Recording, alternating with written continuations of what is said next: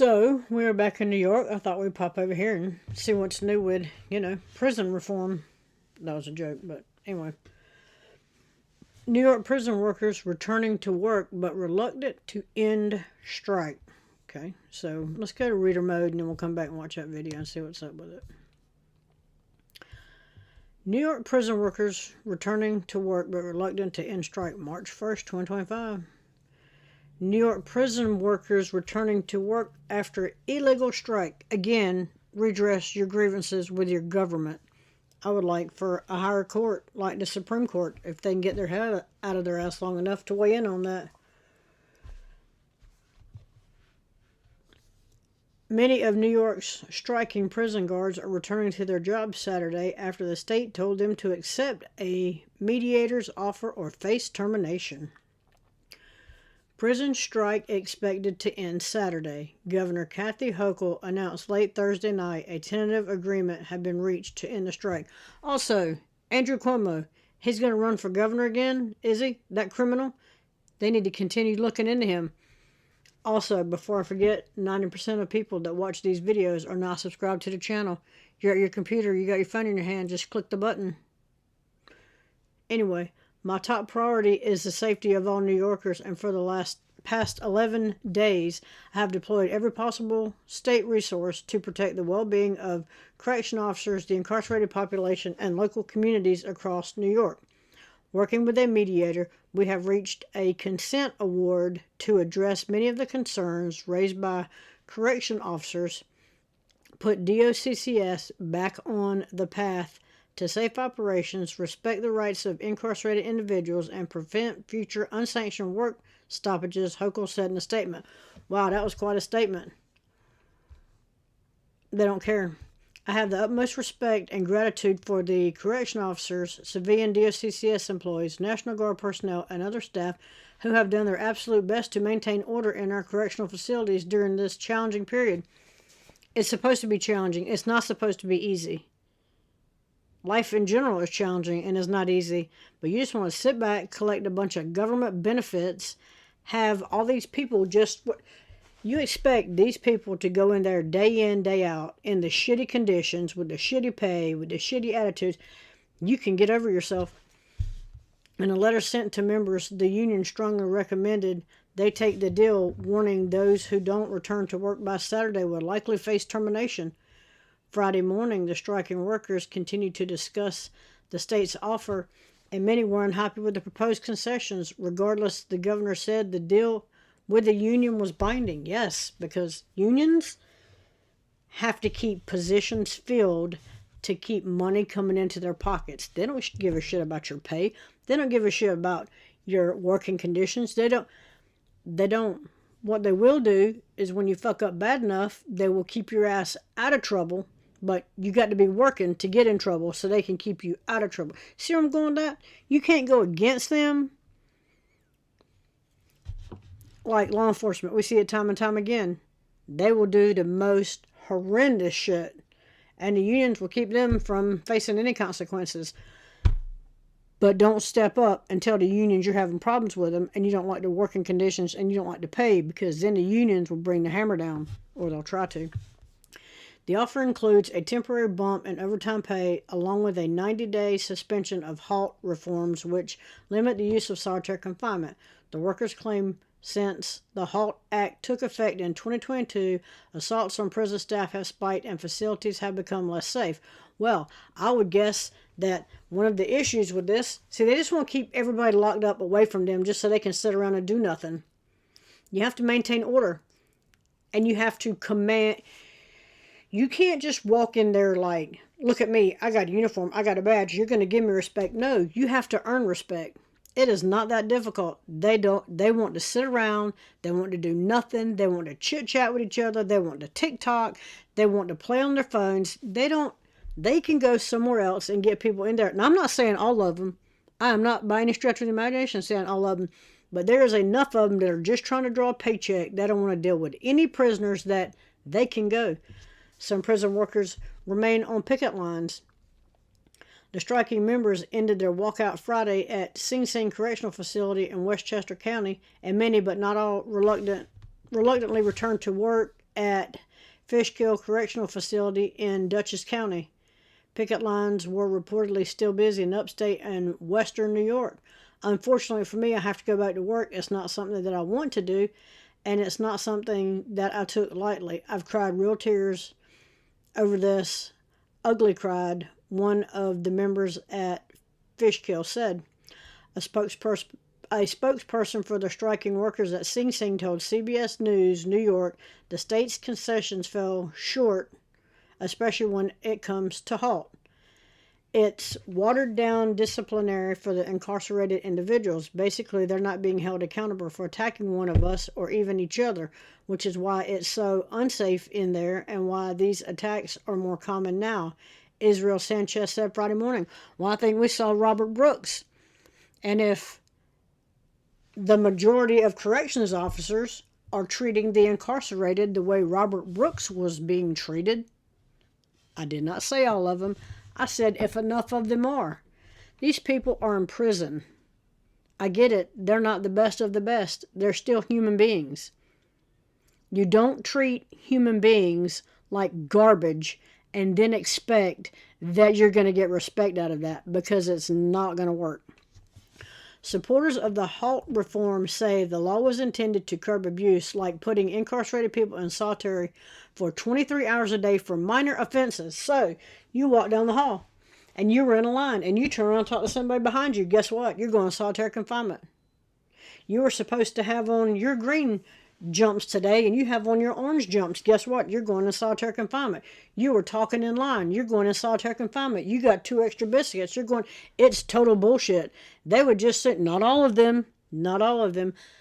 When I say they would just soon, the ones that are the issue ones would just as soon have everybody locked up so they can do the least amount of work for the most amount of money. Correctional officers staged an unauthorized strike for more than a week, during which 3 more incarcerated individuals lost their lives, the Legal Aid Society wrote in a statement Friday. The proposed deal between the state and the correctional union raises more questions than answers. They always do. Anytime you deal with government, it asks more questions than it answers. Always does. There's a reason behind it. When will correctional staff return to work? Will any officers be held accountable for breaking the law, endangering lives, and forcing people into prolonged cell confinement? Well, I don't know. How often were the correctional officers held accountable for killing people?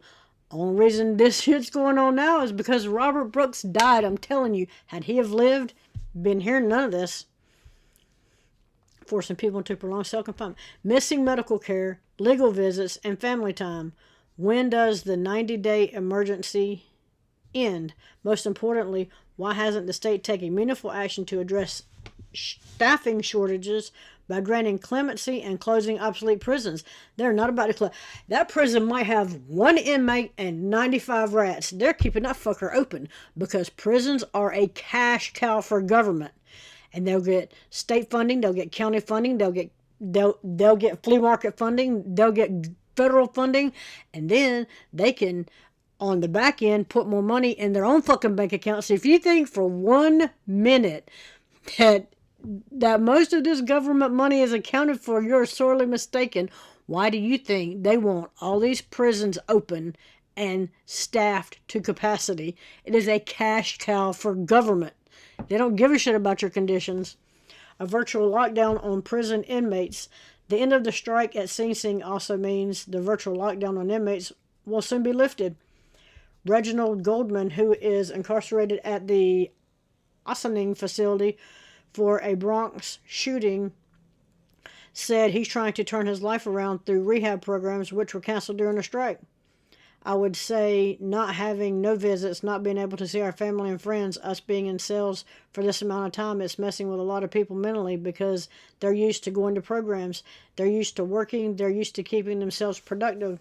Goldman said they are used to. Now, think about all the ones that they want to lock up in solitary confinement. I get it. Not all, they're I don't know what all their charges are, but they're in prison for something. They're not the best of the best, but lock them up for 24 hours a day, and then at some point they're going to be released, and people are like, oh, release them back into society. they don't have the mental wherewithal to be released back into society because they've had such a structure. You are locked up for 23 and a half hours a day. Now we're going to take you out. We're going to let you take a shower. We're going to let you grab something to eat. You're going to come back. Now you're going to be locked up. And then they stick them back on the street and they're just supposed to reintegrate into society when they've had their whole, every minute of every day structured for years and years and years. And people don't think that that's going to psychologically mess with people. Please give me a break. For more than 10 days, correctional officers and sergeants at nearly all of the state's 42 prisons refused to show up for work, demanding the state address staffing and safety concerns. Hochul deployed thousands of National Guard members to maintain order, and the Department of Corrections and Community Supervision canceled all visitation. The strike was not approved by the union and violated the state's Taylor law, which we went over yesterday. Video might have went up earlier today. Hochul also obtained a court order that could have compelled the workers to return while both sides met with a mediator. Yes, and she did. She went to the courts and told the courts, you need to do what I tell you to do, and you need to tell people to get back to work because we need more money coming in to my pocket.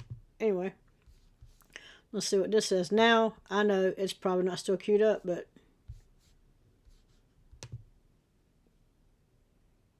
didn't figure it would be. But here's a Pampers commercial that it always is. But yeah, they just want to keep people locked up all day, every day if they had their way.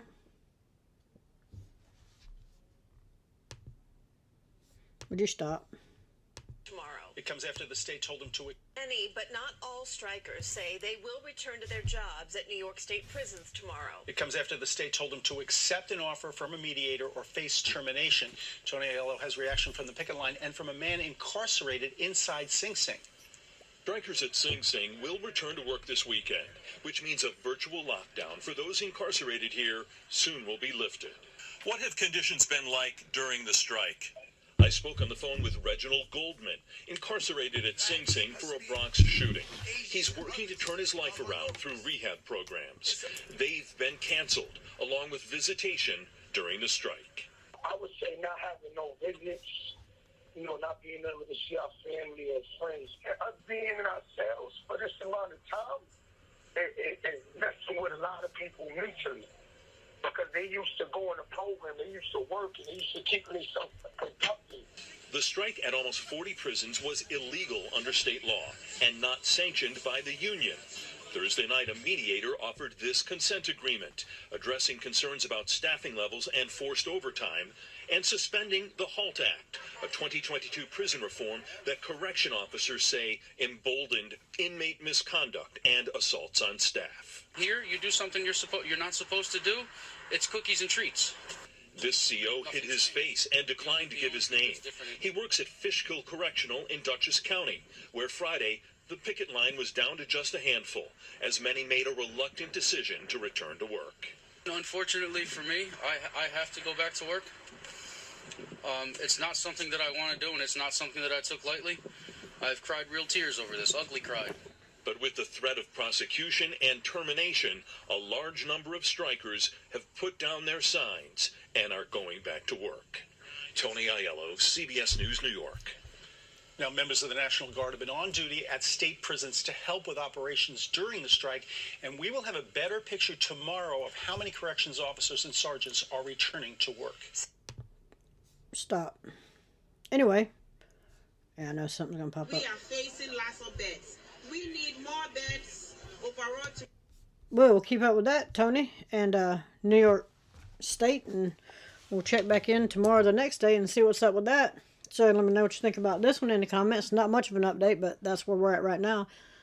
That way I don't have 19 articles that I have to go through. Let me know what you think in the comments. Like, share, subscribe. Also, again, 90% of people that watch these videos are not subscribed to the channel. You're at your computer, you got your phone in your hand, just click the button and we're done. And I'm out.